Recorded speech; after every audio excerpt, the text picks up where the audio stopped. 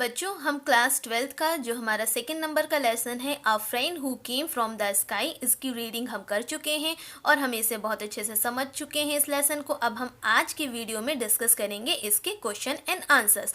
तो बच्चों जो फर्स्ट क्वेश्चन है what was Mini doing in the balcony. ये एक इम्पॉर्टेंट क्वेश्चन है बच्चों और ये हमेशा एग्जाम में पूछा जाता है कि मिनी जो है बालकनी में क्या कर रही थी। What was Mini doing in the balcony. तो इसका आंसर है बच्चों Mini was sitting in her wheelchair and watching the childrens playing in the park outside. यानी कि मिनी जो थी अपने व्हीलचेयर पर बैठी हुई थी। कहाँ पर बैठी हुई थी? अपनी बालकनी पे, और वह बच्चों को देख रही थी खेलते हुए जो पार्क में बाहर खेल रहे थे। तो mini was sitting in the wheelchair in her wheelchair and watching the children playing in the park outside.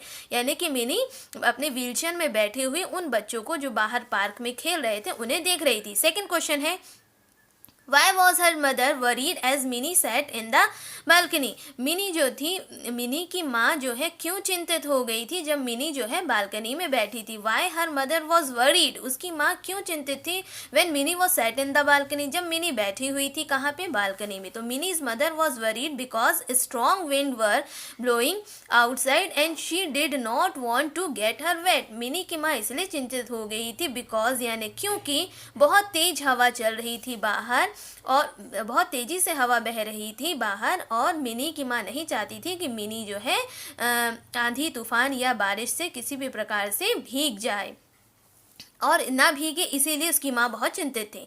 Next question है what disability did she have. What disability did she have. ये एक important question है। ये कई बार पूछा जाता है कि मिनी को किस प्रकार की डिसेबिलिटी थी, किस प्रकार की डिसेबिलिटी से मिनी जो है सफ़र कर रही थी।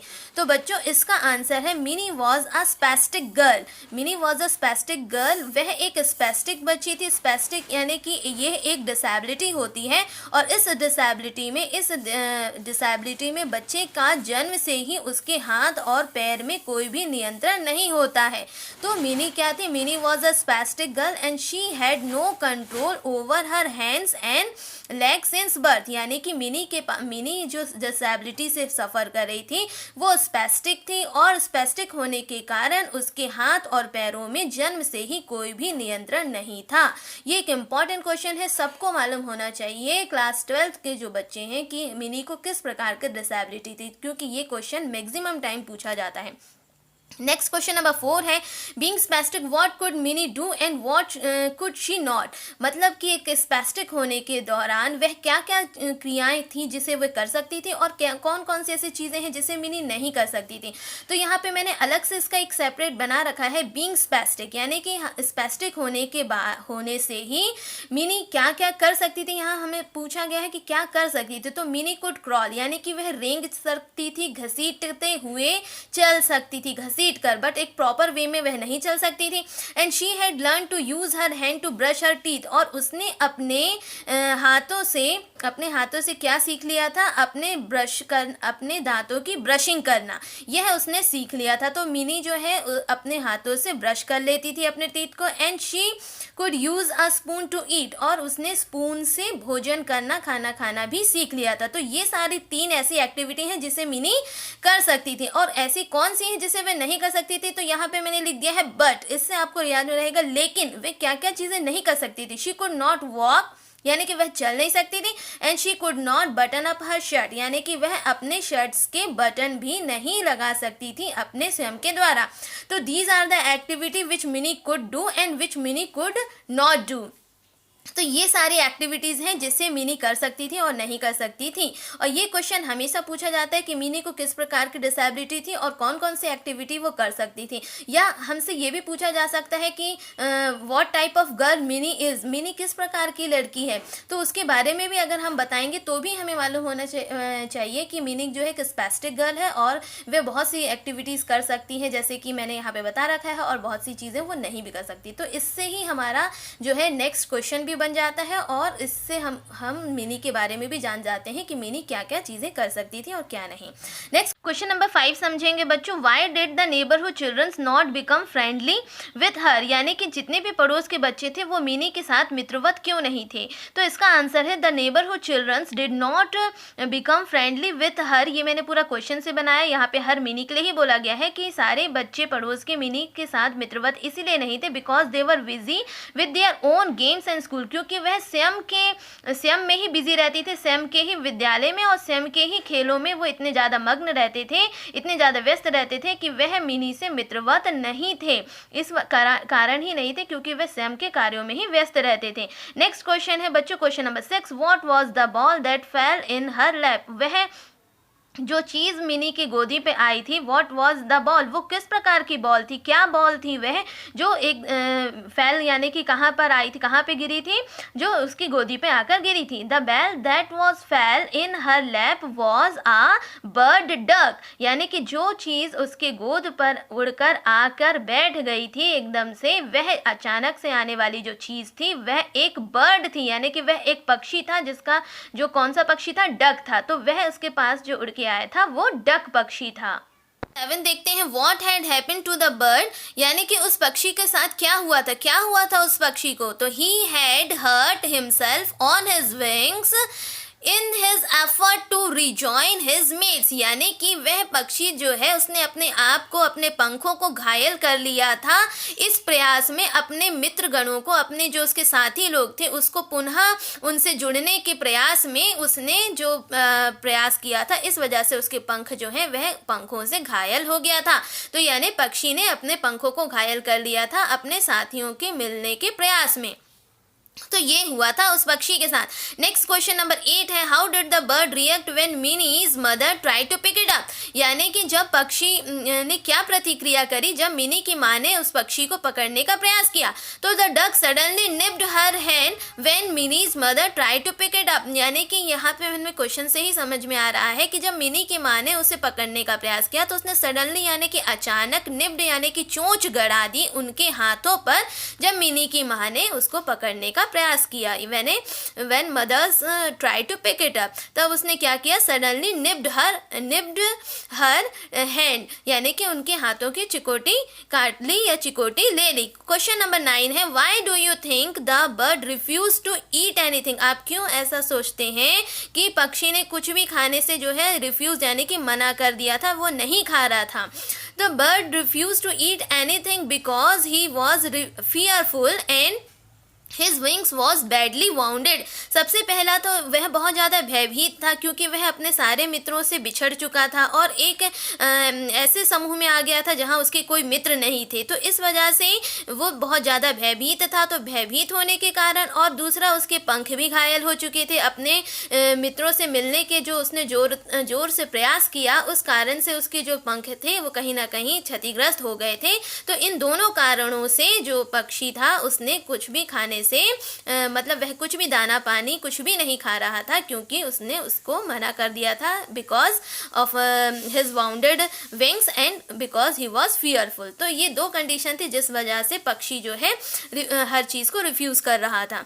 How was the bird fed, अब ये एक इम्पॉर्टेंट क्वेश्चन है और इस क्वेश्चन में हमसे पूछा गया है कि बर्ड को कैसे खिलाया गया। तो मिनीज मदर मैश्ड सम कुक्ड राइस, यानी कि मिनी की माँ ने कुछ उबले हुए चावल को मैश यानी कि मसला, कहाँ पर मसला, इन अ बाउल, एक कटोरे में उबले हुए चावलों को मैश किया and added milk and sugar, और उसमें दूध और शक्कर को मिलाया। आफ्टर ओपनिंग हिज बीक, और उस पक्षी की चोंच को खोलने के बाद the bird was fed with an ink filler, ink filler यानी कि जिससे हम स्याही भरते हैं अपने पेनों में, उस इंक फिलर की मदद से पक्षी की चोंच को खोलकर उस पे जो है दाना दिया गया।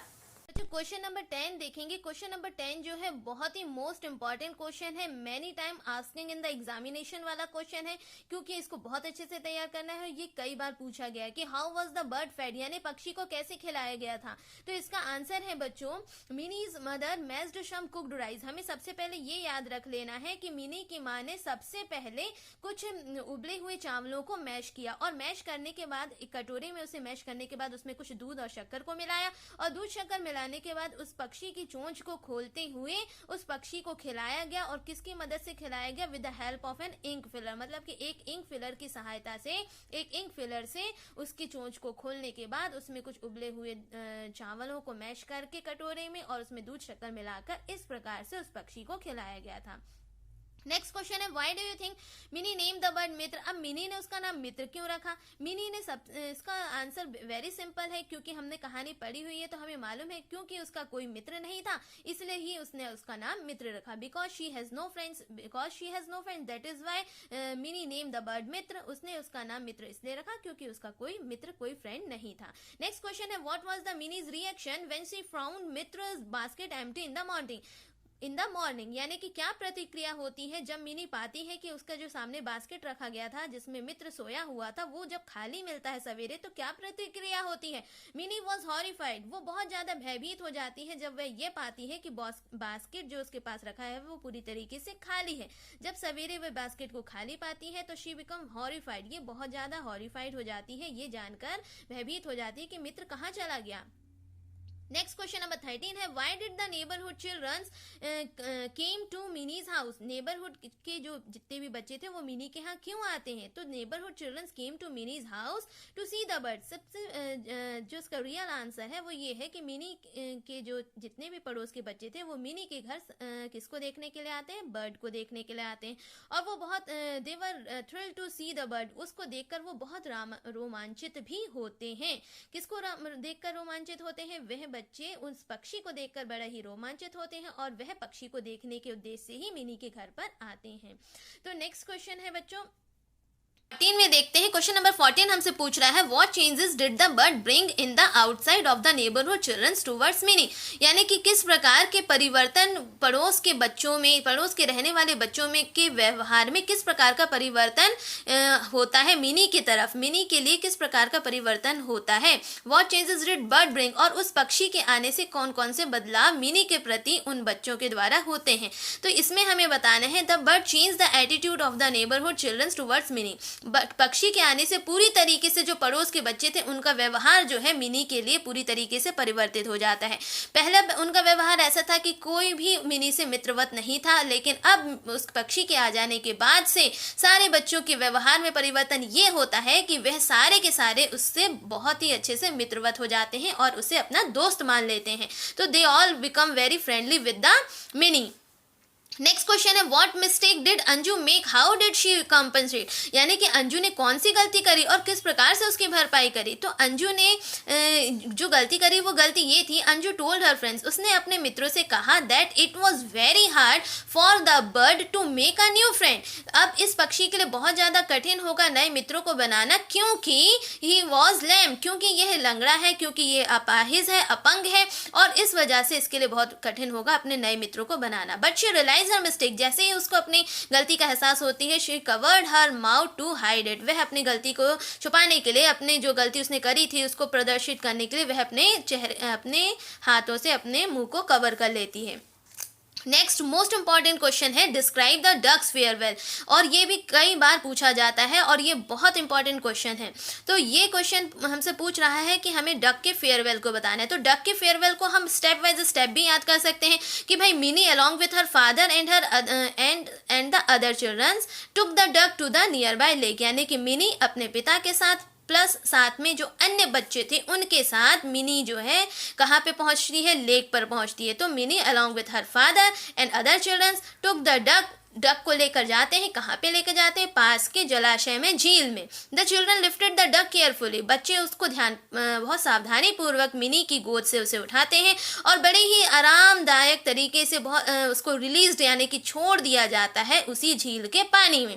जब उसे छोड़ दिया जाता है, it began swimming and shovelling the water, जैसे ही पक्षी पानी में आता है वो तुरंत तैरना स्टार्ट कर देता है और चोंच से पानी को उठाना प्रारंभ कर देता है अपनी चोंच से। The children watched her for a long time, बच्चे काफ़ी देर तक यह प्रतिक्रिया, जब तक वह पक्षी दूर तक नहीं जाते दिखाई देता तब तक बहुत देर तक बच्चे जो है उसे देखते रहते हैं। नेक्स्ट क्वेश्चन है बच्चों, last question, Who do you think the story is about, Minnie और द डक? आप क्या सोचेंगे कि ये जो कहानी है किसके बारे में है, मिनी के बारे में है या डक के बारे में? तो हमारे हिसाब से बच्चों ये जो कहानी है वो एक्चुअली मिनी के बारे में है। डक तो सिर्फ एक माध्यम है उस लड़की के प्रति जो दिव्यांग है, उसके प्रति वही आदर भाव, वही उसके प्रति समान भाव रखने की जो सभी बच्चों के साथ रखा जाता है। तो ये स्टोरी जो है एक्चुअली में मिनी के बारे में है, बिकॉज शी वॉज डिसेबल, क्योंकि मिनी जो है एक दिव्यांग बच्ची थी and her comparison has been drawn with the duck, और उसकी जो तुलना है वो डक पक्षी से की गई थी। एंड क्यों की गई थी? टू पे focus on the handicap children, ताकि जो जितने भी दिव्यांग बच्चे हैं उनके साथ वही समान व्यवहार किया जाए जो आम बच्चों के साथ किया जाता है। उन्हें कभी भी अलग ना समझा जाए, उन्हें भी वही सम्मान, वही भाव से उनके साथ हमें व्यवहार करना चाहिए जैसे सभी सामान्य बच्चों के साथ किया जाता है। तो इसीलिए ये जो कहानी थी वो वास्तव में मिनी के बारे में ही बता रही थी, और मैसेज हमें यही मिलता है कि हमें सभी दिव्यांग बच्चे हो या कोई भी दिव्यांग व्यक्ति हो, यदि वह हमारे पास जुड़ा है तो उसके साथ वही समान भाव और समान तरीके से ही उसके साथ व्यवहार करना चाहिए। तो ये इम्पॉर्टेंट क्वेश्चन था बच्चों। इसमें से ये क्वेश्चन जो इसकी फेयरवेल के बारे में, मिनी ने अपने पक्षी का क्या नाम रखा और मिनी की क्या विशेषताएं थी, तो मिनी किस प्रकार की डिसेबिलिटी से सफ़र कर रही थी, ये कुछ ऐसे क्वेश्चन हैं जो मैक्सिमम टाइम हर साल ये रिपीट होने वाले क्वेश्चन है। इसीलिए बच्चों इन क्वेश्चनों को बहुत अच्छे से तैयार करना आवश्यक है। तो मैं उम्मीद करती हूँ कि आपको इसके सारे प्रश्न उत्तर बहुत अच्छे से समझ आए होंगे, और ये भी उम्मीद करती हूँ कि आपने भी अपने कॉपी में बहुत अच्छे से इसके नोट्स बना लिए होंगे, ताकि जब भी आपको किसी प्रकार की दिक्कत होगी तो आप इन नोट्स की मदद से बहुत अच्छे से अपने इस पार्ट को समझ सकते हैं और तैयार कर सकते हैं। तो नेक्स्ट वीडियो में बच्चों हम अब आगे का आपको जानकारी देंगे। तो जब तक के लिए इतना ही, आप इसे पढ़िए, समझिए, और कोई दिक्कत होता है तो मुझसे कमेंट बॉक्स में पूछिए। Okay, thank you.